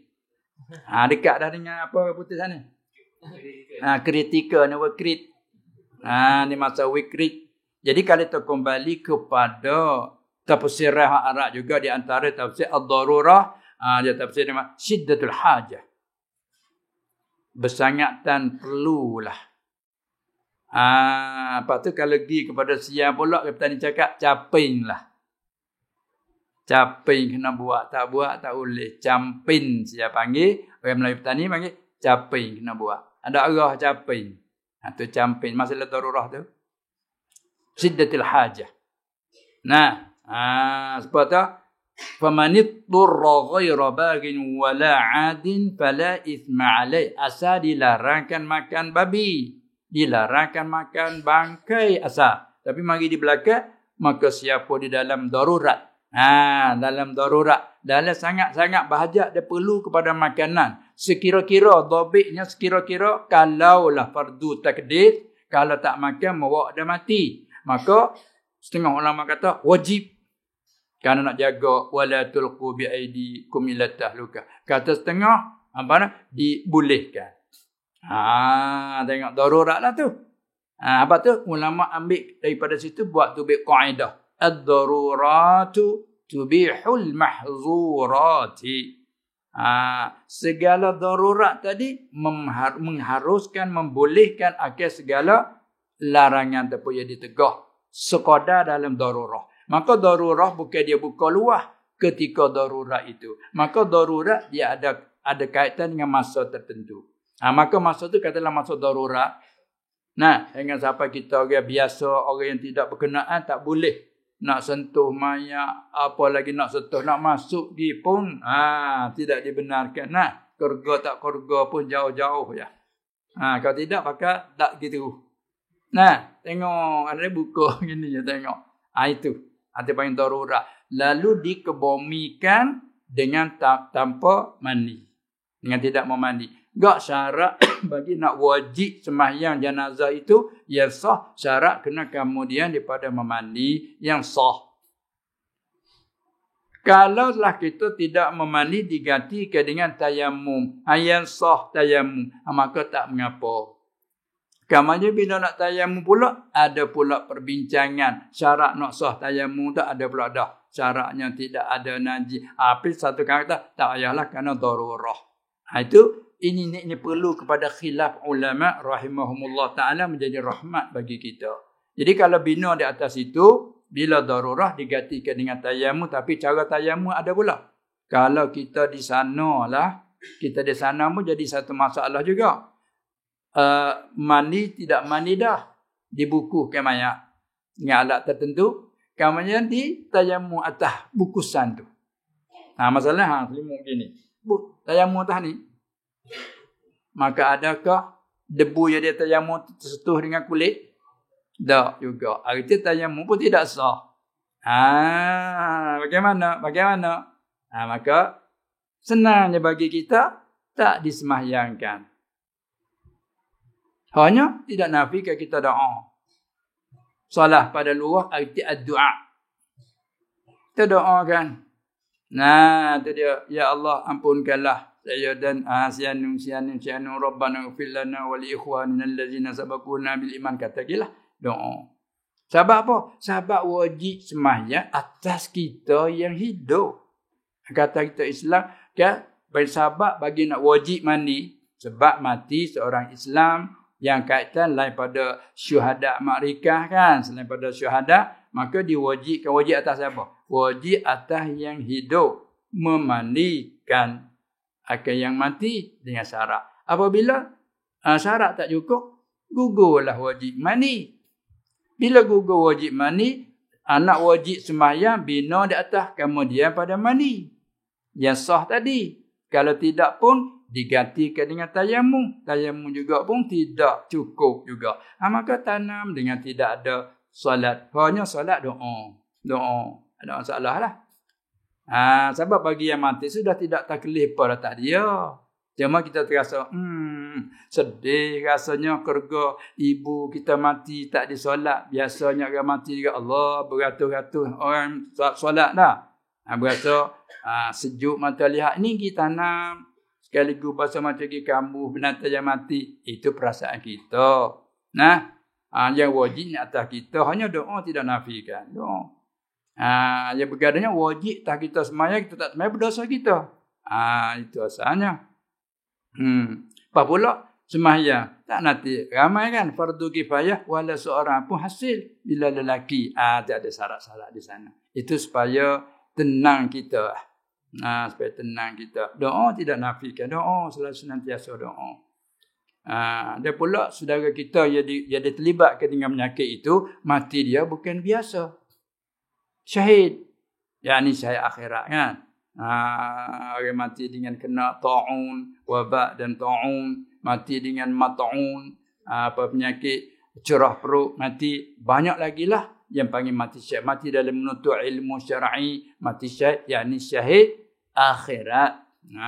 Bagi dia semoga-moganya dapat syahadah dari Allah dengan sebab kematian dikena penyakit tadi dengan dia redha dan sabar. Apa pula kita maklum bila penyakit itu ditipakan, kan tak boleh kita nak keluar pergi tempat yang lain. Dan kita yang tidak kena, tak boleh kita nak masuk di tempat yang dengan ini. Penama dalam syarat kita jaga siap-siap. Jadi bermula undang-undang mari terkurung. Kampung ini tak boleh nak pergi ke kampung itu. Wilayah ini mula-mula wilayah ke wilayah. Akhirnya mukim ke mukim. Akhir kampung ke kampung. Rumah ke rumah. Tak ada. Macam dalam penjara lah. Ibaratnya. Walau bagaimanapun kita dapat hukum banyak. Dengan hasil daripada berlaku yang tu, tak pernah berlaku seumur kita, hanya inilah kita bertemu. Kalau zaman dulu dah berlaku.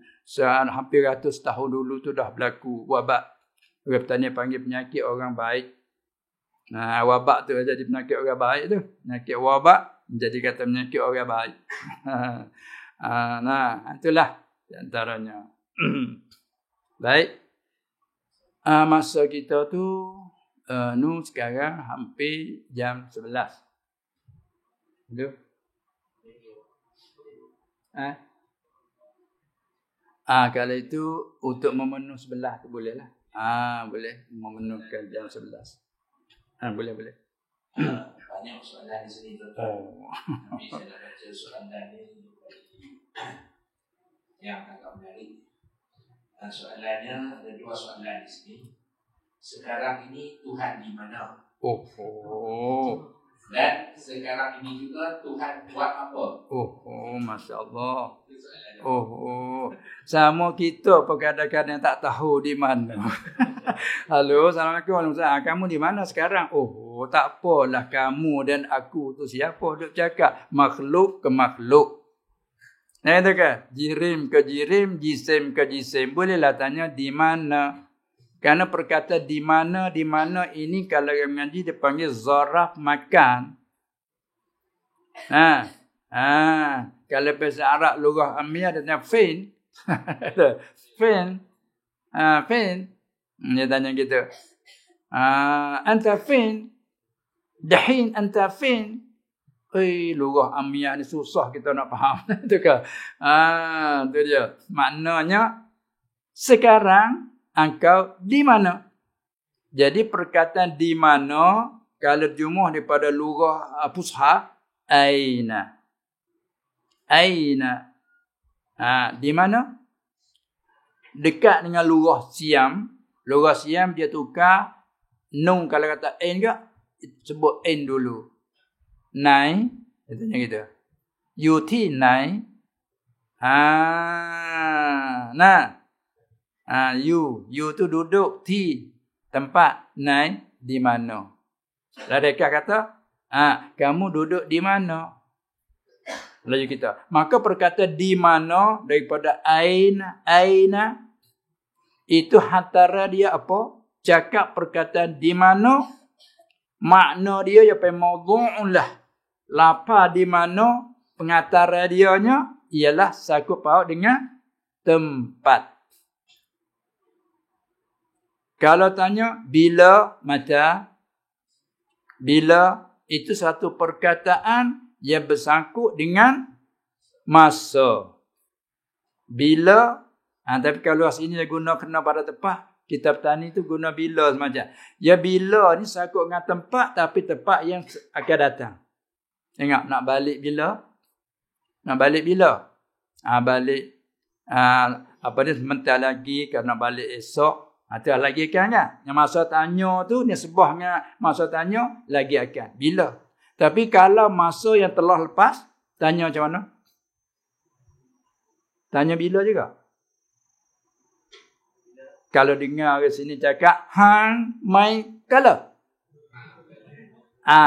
Tu orang petani mari di kedah awal-awal itu, Allah. Dah jadi sama-sama bengong lah orang ni.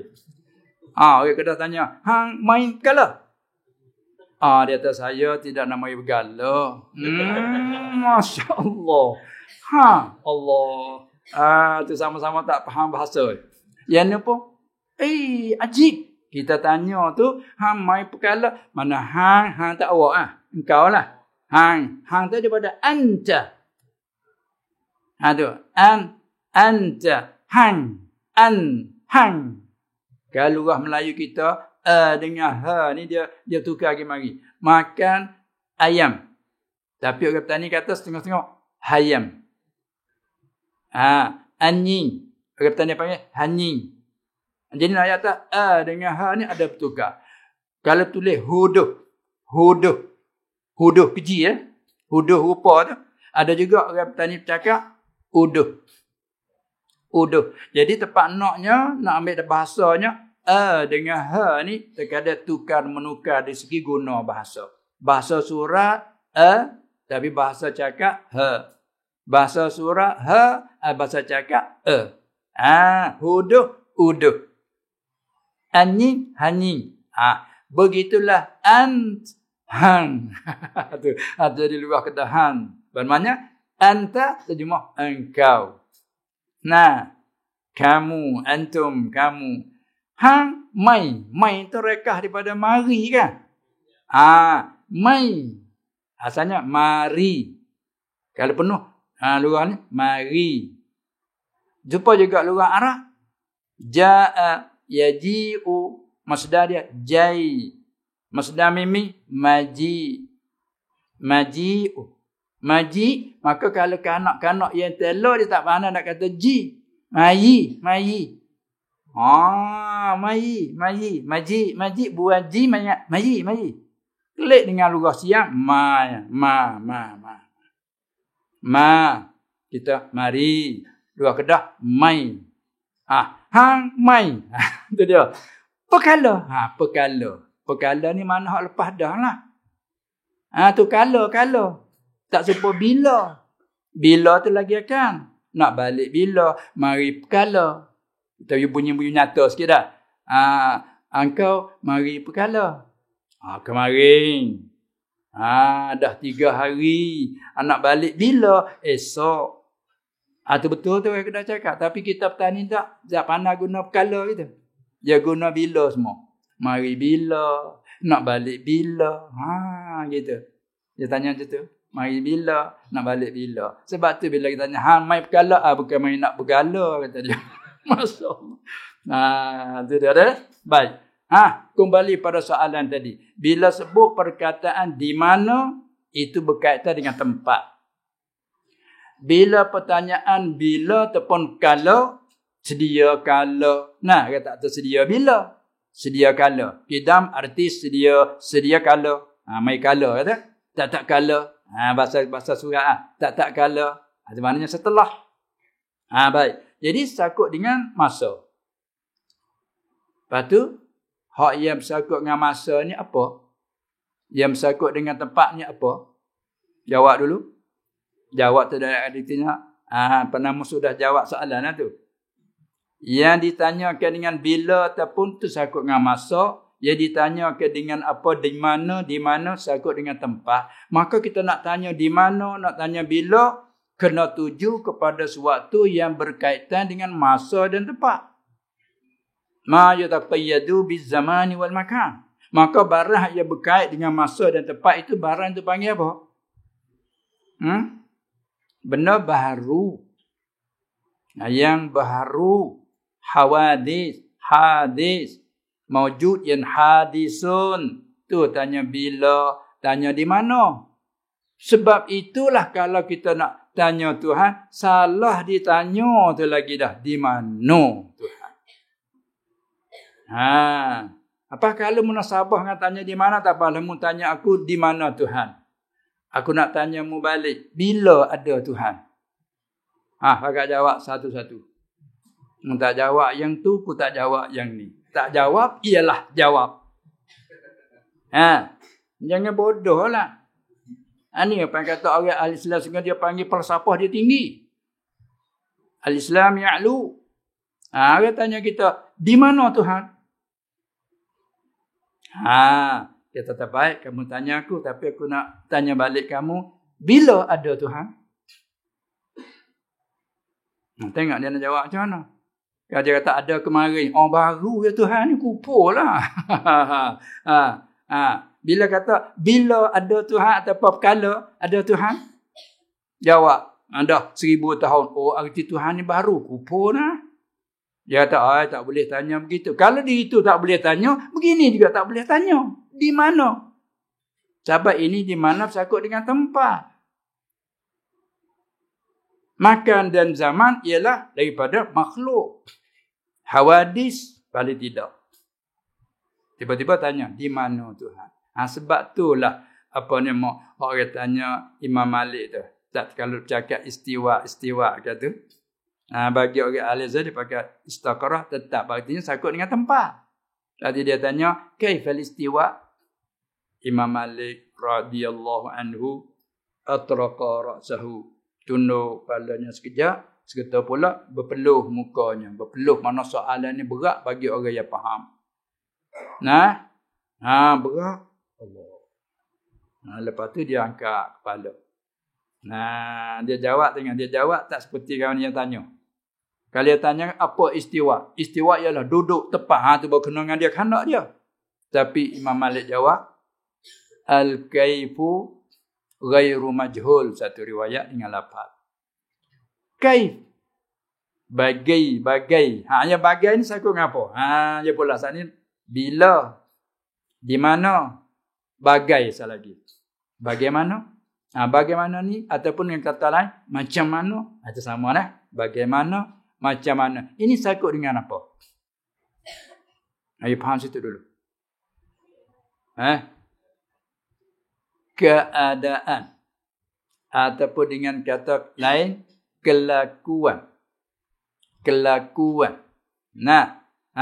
bertemu sama saya. Bagaimana? Arah. Kaifa halak? Kaifa halukum? Guna luar fusha. Kaifa? Bagaimana? Macam mana kamu sekarang? Kita jawab. Khair. Baik. Sihat. Bagaimana sekarang? Alhamdulillah. Sihat. Bagaimana si Khalid sekarang? Bagus ya. Berjaya. Kerjaan dia tu. Tu. Tanya begitu. Maka tepatnya tanya. Di mana? Itu bersangkut dengan tempat. Adakah kita berpegang bahawa Allah itu berkait dengan tempat? Nak tanya itu dulu? Tidak. Bila tidak, tanya di mana tu salah dah. Tapi biarlah bila kita tanya juga, kita hurailah. Kita hurailah. Maknanya bagi kita orang yang peringkat orang tahu ni, haram tanya Allah di mana. Kalau duk tanya-tanya tu orang yang jahil. Tu dia. Maka dia maaf dia tanya tu. Tapi Imam Malik kata, bila tanya bagaimana istiwa? Dia jawab, al-istiwa ghairu majhul ay 'inda al-lughah. Di sisi lughah tak jahil, semua orang tahu segi lughah. Tetapi bila nak sandar kepada Allah, itulah. Tu dia. Al-istiwa ghairu majhul, tapi wal kaifu tu orang panggil kata kaif itu. Orang panggil kata apa dia? Disra apa dia? Ma'lumun. Tu dia. Lepas pada tu wasu'alu anhu itu bid'atun. Hukum tu tanya tu bid'ah dah. Bila tanya tu bid'ah, tak perlu jawab mengikut bagaimana pertanyaan. Sebagaimana ayat tadi orang tanya bagaimana anak bulan, mu jawab ialah mawaqitu linnas. Hak tu tak perlu jawab apa mula kecil besar. Jawab hak faedahnya ialah masa bagi manusia. Bila masa bagi manusia, faham dah lah. Faham dah lah hak tanya tadi tu. Faham tak? Sebab dia kecil besar. Sebab tak ada kecil besar, kita nak hitung dari mana? Nak bilang satu persatu. Ini pun begitulah. Mana bila soal kalau orang awam. Tu hak maksud tanya Malik tempat dia duk mengajar begini, masuk mari tanya. Dia kata wasu'alu anhu bid'atun. Tanya tu adalah bid'ah. Bila itlaq bid'ah kak, orang pengen kata apa dah? Klik pada dalalah. Bila itlaq dah. Tanya tu salah tu. Tu dia. Wal imanu bihi, percaya dengan kata istiwa itu wajibun wajib kerana Allah Ta'ala sebut Ar-Rahmanu 'alal 'arsy istawa. Dan Allah sebut summastawa 'alal 'arsy, banyak tempat sebut gitu. Wajib kita percaya kata istiwa satu sifat bagi sifat Allah. Bagaimana? Itu yang pengen kata tak boleh ditanya. Tanya bid'ah. Ni apa tu? Di mana Allah? Pertanyaan tu kalau orang mengaji begini kena marah di guru lah. Maaf tu guru nak tanya ni hamba tak faham, hamba duk musykil, hamba duk jadi ragu sebab ada macam-macam fahaman. Maaf tu hanya beradab kita. Boleh hurai tu dia. Tapi nak tanya di tengah yang masyarakat begini ramai, salah kita tanya tempat macam ni hanya untuk peribadi. Hati Imam Malik marah tu.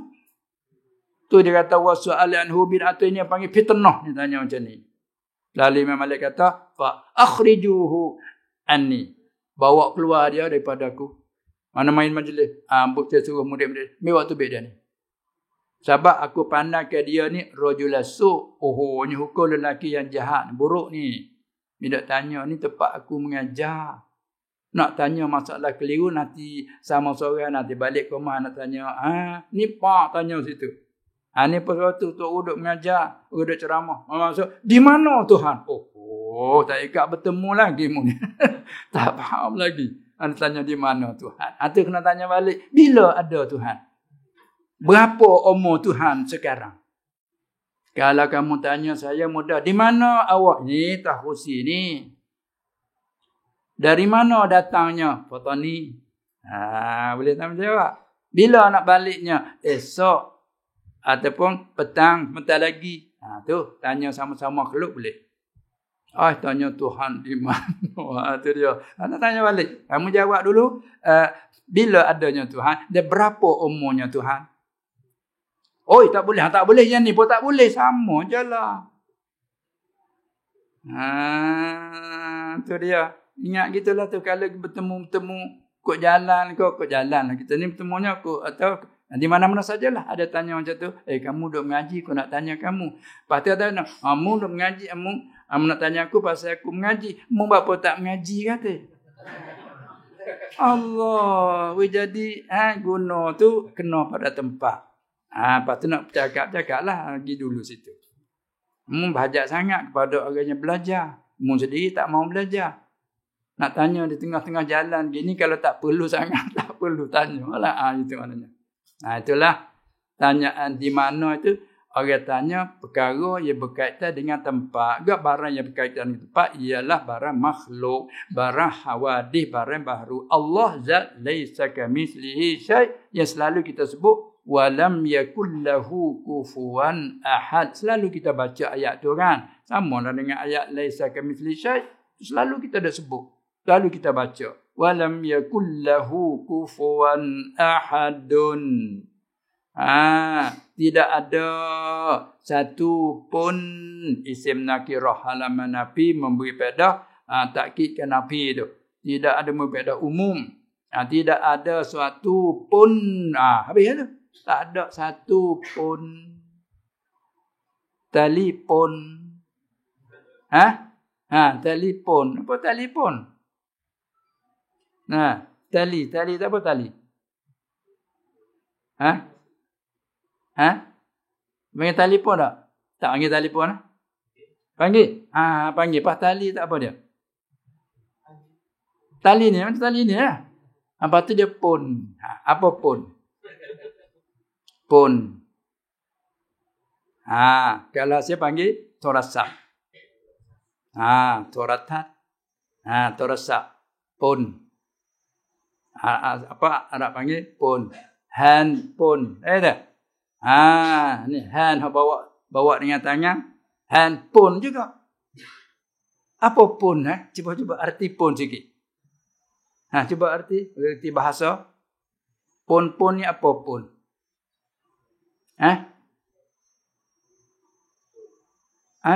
Reti tapi tak boleh nak hurai kan? Ni banyak kita agak reti tak boleh nak hurai. Reti kalau riwayat macam lain kita tahu tak betul tu. Ada itu hurai, aku tak pandai. Dia jadi dua tu gak dah nak buat tu. Yang hurai tak betul tu. Ya betul, aku tak pandai hurai. Tapi itilah. Pun dalam kitab kita sekali pun tu. Walau itu sekali pun dia panggil ghayah. Tu iti macam mana? Nak menghabiskan mati segala manusia sehingga nabi-nabi pun takut faham kata nabi tak hati. Walau nabi pun malakul maut ambilkan nyawa. Bukan saja nyawa manusia, yakni manusia jin yang berakal saja. Bahkan sekalipun binatang yang tak berakal. Dia kata sekalipun binatang tak berakal. Hatta lalat nyamuk pun dia ambil juga. Ini ahli sunnah di sisi jumhur. Pasal ada khilaf lah tu. Sekalipun dia kaya. Ada katanya Imam Malik. Nyamuk yang mati tu malakul maut ambil tak nyamuk ni? Juga Imam Malik tanya balik. Nyamuk maksudnya kullun nafsin tak? Anda masuk kullun nafsin za'iqatul maut. Bila za'iqatul maut, siapa malakul maut? Allazi wukila bikum. Nampak kali itu semua binatang tak berakal pun malakul maut ambil. Hatta rayah lagi. Walaupun segala malaikat, walaupun sekalipun malaikat juga. Ada lagi mengatakan walau dirinya sendiri pun ada lagi kata begitu. Walaupun ada pula yang menyalahi kata malakul maut sendiri itu Allah ambil nyawanya setelah ditiup sangkakala yang mati dengan sebabkan kala sangkakala dialah yang mengambil nyawa. Batal pada tu masalah illa man sya Allah. Setengah padanya Israel sendiri tak mati dengan sangkakala. Maka mati dia dengan Allah mematikan dengan tidak perantaraan malakul maut. Kita ngaji bab tu. Di tempat nak apa tadi? Pun. Kalau peluru senjata api ni. Dia panggil apa? Pun. Bila pakok, pung. Pun tu apa? Itu baik peluru habis. Itu maknanya pun ni daripada menghabisi. Tengok ada itu musyrik. Binatang tak berakal, malakul maut ambil nyawa tak? Sekalipun. Habis. Apa lagi? Telitah. Malaikat sekalipun. Pun habis sungguh. Walam yakul lahu kufuwan. Tidak ada bagi Allah. Kufuwan lahu macam-macam ayat tu banyak pula wajahnya. Ahadun isim yakun muakhad duduk di halaman nafi lam. Maka kaedah kita an-nafyu an-nakiratu fi siyaqin nafyi tufidul umum. Isim nakirah ahadun nakirah di halaman nafi lam maka tufidul umuma memberi faedah umum. Kalau tidak segala-gala. Kata tidak ada bagi Allah, tidak ada yang kupu yang menyamai bagi Allah. Ahadun satu pun pun ada pun. Tak reti pun lagi. Begitu juga laisa kamitslihi syai'un nakirah juga. Tidak ada seumpamanya Allah syai'un sesuatu pun. Apa nak tanya di mana apa lagi? Tanya di mana enggak memberi faham kata ada lagi sama. Tu je dah. Itulah ulama dia bercara di mukhalafatuhu ta'ala lil hawadith yang begitu panjang. Sudah dia bercara bila kita faham dah, lepas tu bawa mari ayat-ayat hadis-hadis yang zahir memberi wahamkan berkait dengan tempat, berkait dengan masa, maka dijawab oleh ahli sunnah wal jamaah supaya nak jaga kesucian akidah itu. Kalau tidak nanti kita gelincir kita ke lembah lain daripada ahli sunnah lah. Musyabbihah ke, mujassimah ke, lalu itu di blok. Itulah nah. Rasanya masa dah lepas daripada kata dah janji sana setakat jam 11 tapi sekarang jam 11:15 16 dah. Nah kalau turut mau tu mau lagi. Tapi begitulah mengikut perjanjian masa tu kita rasanya cukuplah setakat ini dan soalan tu banyak lagi dan bagi kita yang mau tu pun mau lagi. Tapi tak boleh dah bila limpah bekas pun tak boleh juga, tak beri manfaat. Nah, kita duk makan tapi duk limpah ke belakang. Itu pun tak beri manfaat. Hanya qadar pertengahan lah. Wala taj'al yadaka maghlulatan ila 'unuqik wala tabsutha kullal basti. Ini majak kinayah. Jangan kau menjadikan tangan kau tu dibelenggukan kepada leher. Yang ni kinayah daripada terlalu kedekut. Kikir. Kata ni panggil kedekut. Sini panggil tak kedekut? Panggil? Kupit pun panggil juga. Tani pun sama. Kupit panggil, kedekut panggil. Ada punya sempit. Dia tu sempit tu. Ada juga tu kinayah daripada kedekut tadilah. Maka Allah Ta'ala guna bahasa majaz. Wala taj'an Muhammad. Dan jangan kau menjadikan tangan kau itu maghlulatan ila unuqi. Dibelenggukan kepada leher kau. Orang belenggu kan? Garis sini. Situ. Bila tangan dia belenggu, lagi pula digaris ikat di leher, mana boleh nak belanja? Walaupun harta banyak nak belanja macam mana tangan di sini? Ini kinayah daripada kedekutnya, bakhil daripada barang yang diwajib atasnya belanja dan guna. Itu jangan kau kedekut maksudnya. Kalau itu lawanan bagi kedekut, buka seluah-luahnya. Wala tabsutha kullal basti. Jangan kau buka. Kalau tangan buka. Seluas-luasnya pun jangan. Terlampaunya boroh. Kata ni panggil boroh. Itu dua-dua tu kedekut pun dicela. Boroh pun dicela. Pasti yang maunya sederhana. Awsatuha klik pada sederhana. Fataq'uda maluman mahsura. Kalau akau terlalu kedekut, juga akau terlalu terbuka luas sangat, jadi akhirnya kesesalan tu berlaku. Lagi pula dicela oleh syarak. Itu nak pada sederhana ialah murah. Murah. Maka begitu dalam ilmu pun begitu. Kadang-kadang setengah-setengah terlobor dengan ilmu, tak cukup dalam masa sejam, 2 jam, anak 3 jam, 4 jam. Lepas tu lepas pada tu cemus. Tak ingat-ingat, tak peduli. Dia takut gitu. Dari tu rasanya sekadar itulah kita guna masa tu dah pun hampir 2 jam. Lebih kurang lah. Ya cukup lah rasanya dan insyaAllah doakan kita semua doa semoga-moga Allah Ta'ala melanjutkan lagi umur kita dalam keadaan sihat wal-afiyah dan memberi taufik kepada amal yang soleh dan memberi taufik kepada azam kita yang baik, husnuzan kita yang baik. Dan semoga-moga kita akan bertemu lagi di majlis yang seperti ini. Bahkan setiap hari pun bapa kita, tuan guru kita selalu adakan majlis seperti ini. Untuknya budak-budak yang menunggu ilmu di sini dan kepada yang berulang alik seminggu sekali kan? Seminggu sekali. Ya Alhamdulillah. Hidupkanlah majlis seperti ini. Bahkan kita azamkanlah, ya Allah matikan aku di dalam keadaan mendengar. Dapat tak dapat serahlah kepadamu. Cukuplah dulu sekian saja. Wabillahi taufiq wal hidayah wan najatu minan nar wal falah. Assalamualaikum warahmatullahi wabarakatuh. Bismillahirrahmanirrahim. Alhamdulillahi rabbil alamin. والصلاة والسلام على سيد المرسلين وعلى آله وأصحابه أجمعين. اللهم إنك عفو كريم تحب العفو فاعف عنا. اللهم اغفر لنا ولوالدينا وارحمهم كما ربونا صغارا ولأزواجنا ولأولادنا ولذرياتنا ولمشايخنا ولأصحاب الحقوق علينا ولجميع المسلمين والمسلمات والمؤمنين والمؤمنات الأحياء منهم والأموات.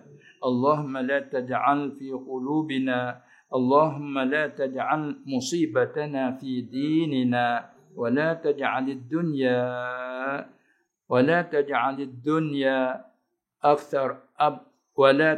الدنيا أكبر همنا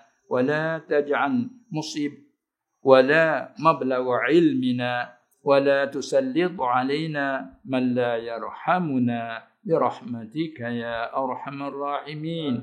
اللهم إنا نعوذ برضاك من سخطك ونعوذ بمعافاتك من عقوبتك ونعوذ بك منك لا نحصي ثناء عليك أنت كما أثنيت على نفسك. اللهم رب جبريل وميكائيل وإسرافيل فاطر السماوات والأرض عالم الغيب والشهادة أنت تحكم بين عبادك فيما كانوا فيه يختلفون اهدنا لما اختلفوا فيه من الحق بإذنك إنك تهدي من تشاء إلى صراط مستقيم. ربنا آمنا فاغفر لنا وارحمنا وأنت خير الراحمين. وصلى الله على سيدنا محمد وعلى آله وصحبه أجمعين والحمد لله رب العالمين.